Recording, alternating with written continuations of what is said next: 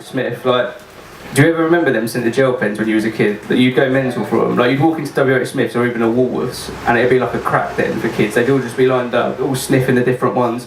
I'm sure that's what people dealt when they were kids. It wasn't drugs, it was gel pens. Like, people on the corner, like, oh mate, I need some mango. Have you got any mango? No, sorry mate. Oh, you got any berries? I haven't got any berries. I've got some passion fruit. Like, just little crackheads for kids with the little Capri Suns. And then they send the boys round from the year above if you don't pay up. And oh, I haven't got any money. Well, when's your pocket money come in? Oh, it doesn't come in till next week. Yeah, that's what you said last week, mate. What we're going to do is we're going to knock your teeth out and then you can give them to the tooth fairy. Oh, but I'm 15, I don't believe in the tooth fairy. But, it's really difficult being a kid, nowadays, because I don't think as adults that we prepare children enough for what's to come. Especially like when the things they learn at school, because, like, when I left school, I didn't have any idea what tax was, I didn't have any idea what national insurance was, I didn't know that people would take some of my money for not doing anything with it. But I could tell you how Hitler rose to power in 1933. Like, if you need that telling to you, I can tell you that on the spot. But anything else, I have no idea. Like, and that's the problem. We don't prepare kids for when they leave. It's like, oh, you can tell me all about the different types of sands underneath a hill, but you can't tell me how tax works. And it's quite frightening because everyone knows that feeling. You get your first job, you get your first pay slip, you open it up and you think, oh Jesus, that's a lot of money to earn. And then you start scrolling down the list of all the people that have got their hands out, and then HM Revenue just walk up to you slowly, just stare you in the eyes, and they just kick you straight in the balls and you just hit the floor.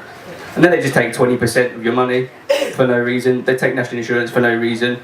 And as they're walking off, you're on the floor in pain because they've nicked your money, and you're like, are you at least going to do something good with it? And they're like, yeah, we're going to fund the NHS. And you go, oh really? And they walk off going, no, and just piss off.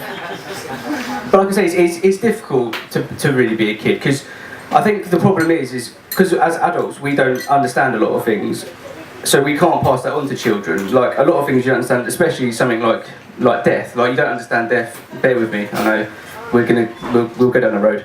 And death, because no one understands that, and no one's ready for it, no matter what age you are. And the problem is if it happens in a way that that really scares you, like if you lose someone to something like dementia. Now, again, stick with me. It's not all doom and gloom. Yeah, it's quite scary because no one understands it. It happens really suddenly, and it makes you really think about your life. And I had a conversation with my other half once, and she said to me, "Oh, promise me that if I ever get dementia, promise me that you'll never leave me." And I was like, no, of course I won't. Why would I do that? And then I gave her a kiss on the head, and then I just slowly leaned down and just whispered in her ear, "But if I did leave you, you wouldn't remember anyway, would you?" But yeah, anyway, I'm Josh Dale. Thanks very much.